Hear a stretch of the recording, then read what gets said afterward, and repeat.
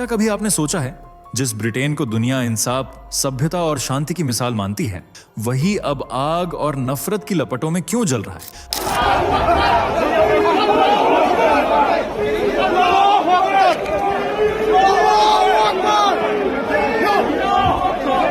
वही लंदन, जिसकी सड़कों पर आजादी के गीत गूंजते थे, आज वहां मस्जिदों के दरवाजे धुएं में क्यों घुल रहे हैं? कौन है जो इस सभ्य समाज को जहर की तरह तोड़ रहा है?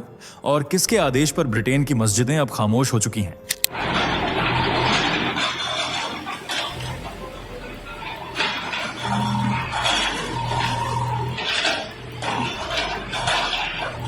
इस वीडियो में मैं आपको वो सच दिखाने वाला हूं जो बीबीसी तक नहीं दिखा पाया। वो रात जब पीस हेवन मॉस्क की दीवारें चीख उठीं और जब ब्रिटेन ने अपनी सहनशीलता को खुद आग में फेंक दिया। आप ये वीडियो देखेंगे तो समझेंगे कि ये सिर्फ एक मस्जिद पर हमला नहीं था, बल्कि एक ऐसे देश का आईना था जो अंदर से सड़ चुका है। और यही वो हिस्सा है जहां दुनिया को अब तक का सबसे बड़ा झटका लगने वाला है, क्योंकि इस कहानी के पीछे जो चेहरा सामने आता है वो शायद वो नहीं होगा जिसकी आपने कल्पना की है। तो बने रहिए आखिर तक, क्योंकि जो सच मैं दिखाने वाला हूं वो न सिर्फ आपकी सोच बदल देगा, बल्कि आपको मजबूर करेगा ये सोचने पर, क्या वाकई ब्रिटेन अब सुरक्षित है?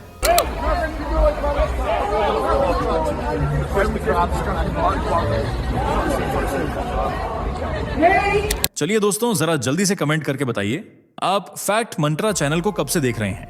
हमें भी जानना है हमारे साथ कितने पुराने साथी जुड़े हुए हैं, और जो लोग पहली बार हमारा वीडियो देख रहे हैं वो गर्व से लिखें, पहली बार देख रहा हूं, ताकि हमें पता चले कि हमारे परिवार में कितने नए दर्शक जुड़े हैं। और अगर आप एक सच्चे सनातनी हैं तो फोल्डेड हैंड्स जोड़कर विनती है, चैनल को अभी सब्सक्राइब करें, ताकि आने वाली हर वीडियो सबसे पहले आपके मोबाइल पर पहुंचे। और वीडियो को दिल से लाइक करके पूरी दुनिया को दिखा दो कि सनातन की ताकत आज भी जिंदा है। चलिए अब बिना वक्त गंवाए वीडियो में आगे बढ़ते हैं। क्यों बना ब्रिटेन मुसलमानों के लिए खतरा? क्यों एक मस्जिद को किया गया आग के हवाले?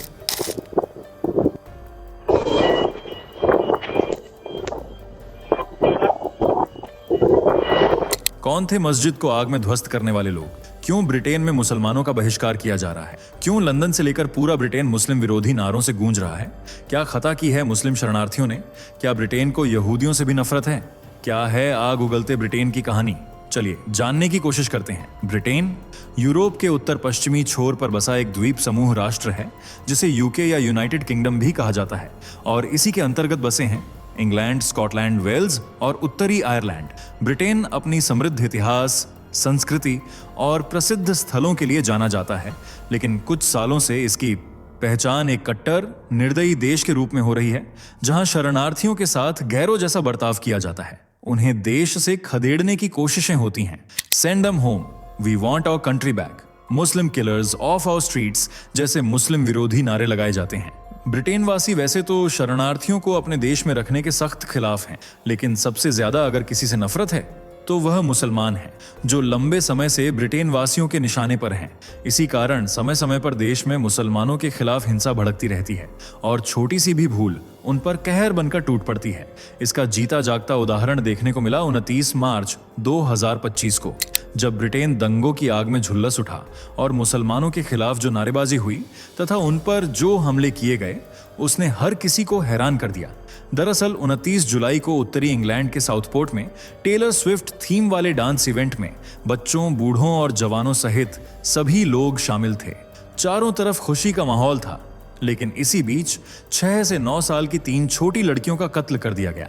सिर्फ इतना ही नहीं, करीब 8 बच्चे और 2 वयस्कों पर भी धारदार चाकू से वार किए गए, जिन्हें नाजुक हालत में देखकर तुरंत लोगों ने उन्हें अस्पताल में भर्ती कराया। पुलिस ने जब जांच पड़ताल की तो एक नाम सामने आया, एक्सेल रुदाकुबाना, जिसने इस खौफनाक घटना को अंजाम दिया था।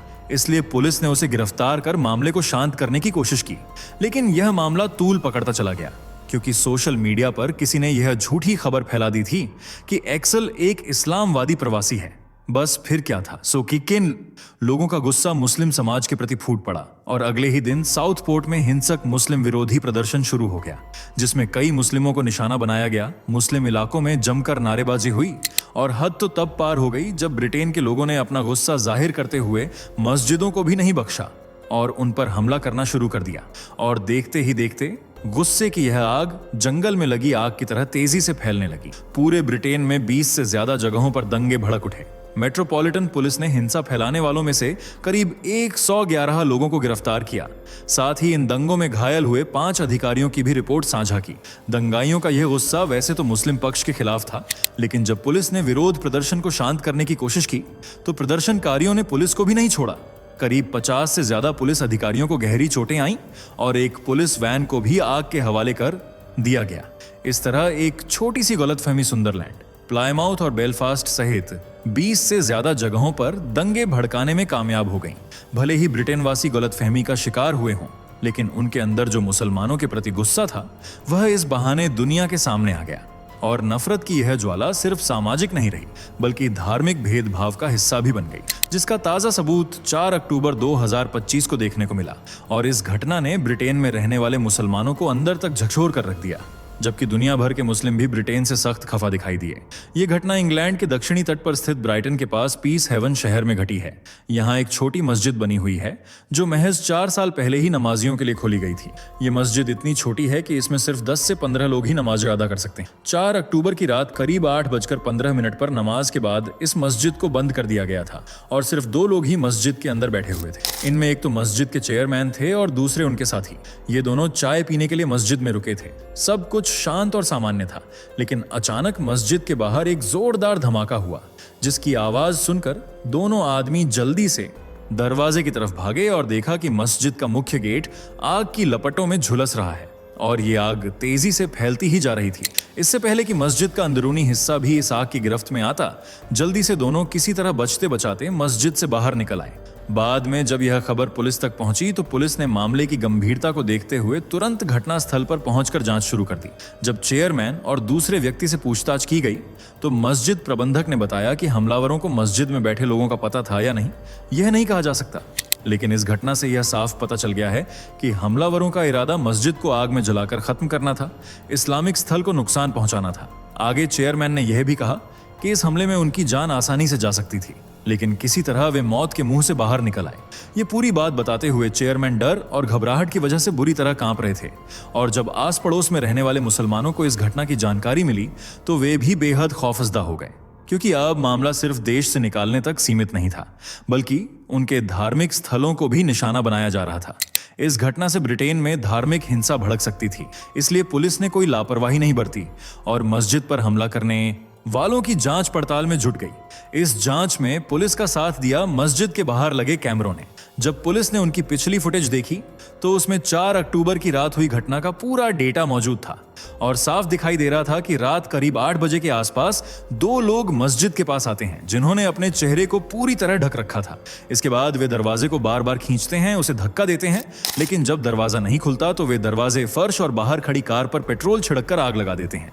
लेकिन किस्मत से न तो कार में कोई था और न ही मस्जिद में मौजूद दोनों लोगों को कोई नुकसान हुआ। हालांकि पुलिस ने बताया कि आग लगने के कारण मस्जिद का मुख्य हिस्सा और बाहर खड़ी कार जलकर खाक हो गई है और ये कार किसी और की नहीं बल्कि मस्जिद के चेयरमैन की ही थी, जिसे हमलावरों ने अपनी नफरत की आग में तहस नहस कर दिया।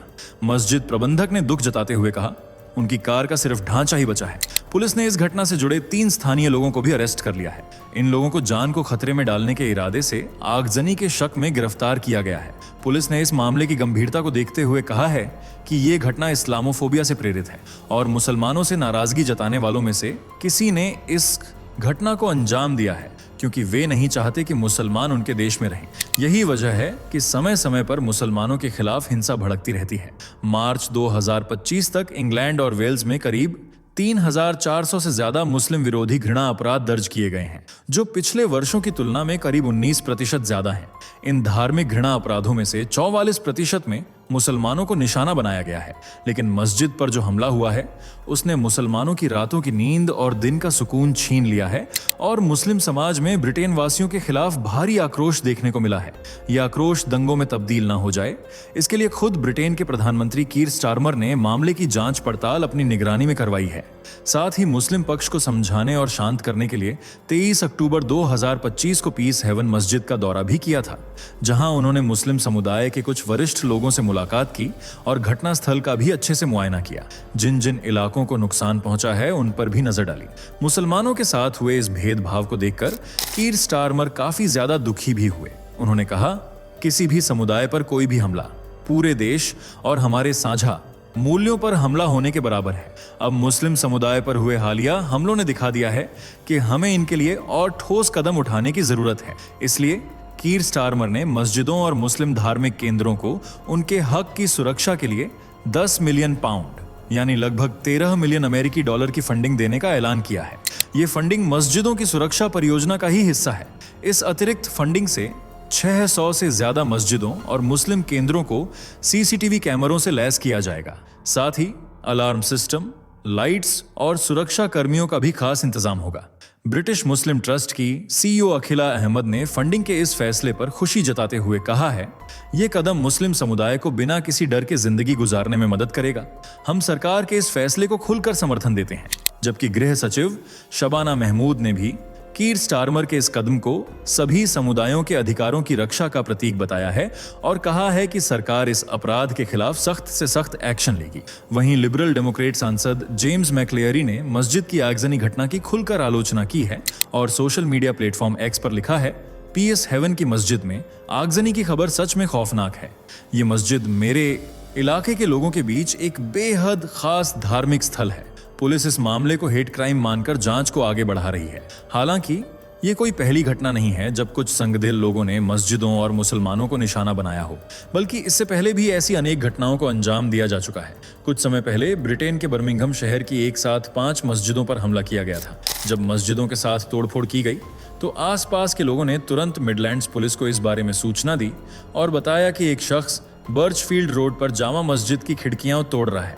और उसके कुछ ही देर बाद शहर के एडिंगटन इलाके में भी एक मस्जिद पर ऐसे ही हमले की खबर मिली। माना जा रहा है कि इन हमलों का आपस में संबंध है। इस घटना के बाद मुस्लिम समुदाय से लेकर पुलिस प्रशासन तक सब चौकन्ना हो गए और आतंकवाद रोधी इकाई ने मस्जिदों और इलाकों में पहरा देना शुरू कर दिया। साथ ही इस्लामिक धार्मिक स्थलों पर निगरानी भी बढ़ा दी गई।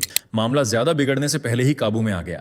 लेकिन पीस हेवन में जिस तरह मस्जिद को आग के हवाले किया गया वह ज्यादा खतरनाक और खौफनाक माना जा रहा है। इस घटना के दौरान मस्जिद के चेयरमैन ने बताया कि पिछले साल अगस्त के महीने में भी इस मस्जिद को 2 बार निशाना बनाने की कोशिश की गई थी। उस दौरान मस्जिद पर अंडे फेंके गए थे और राह चलते कुछ लोगों ने न सिर्फ गालियां दी बल्कि नस्ल भेदी टिप्पणियां भी की।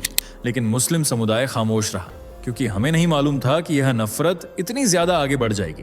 ब्रिटेन वासियों का यह हमला सिर्फ मस्जिदों तक ही सीमित नहीं रहा, बल्कि दूसरे धर्मों के शरणार्थी भी इनके गुस्से का निशाना बन रहे हैं। कुछ दिन पहले मैनचेस्टर में यहूदी धर्म के सबसे पूजनीय और पवित्र पर्व योम किप्पुर पर सिनेगॉग के बाहर कार चढ़ाने और चाकू से हमला करने की वारदात सामने आई थी।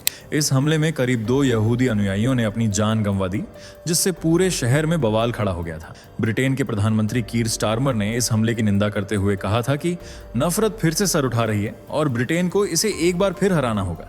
लेकिन सवाल ये उठता है कि आखिर ब्रिटेन के कुछ स्थानीय लोग प्रवासियों के खिलाफ इतनी सख्ती क्यों बरत रहे हैं? क्यों उन पर लगातार हमले हो रहे हैं? तो इसका जवाब है बढ़ती प्रवासियों की संख्या, जो साल दर साल बढ़ती जा रही है, जिसका असर संसाधनों से लेकर रोजगार तक पर साफ तौर पर देखा जा सकता है।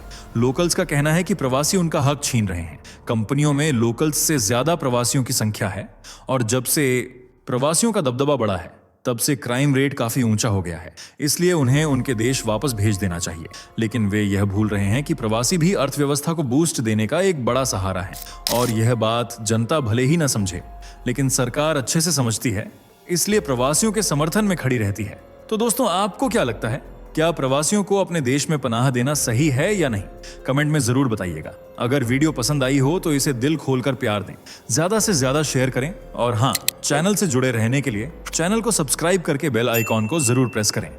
दोस्तों, आपकी स्क्रीन पर 2 और वीडियो दिख रही हैं, जिसे देखने के लिए आप स्क्रीन पर क्लिक करें। दोनों देखिएगा, बहुत अच्छी वीडियो बनी है।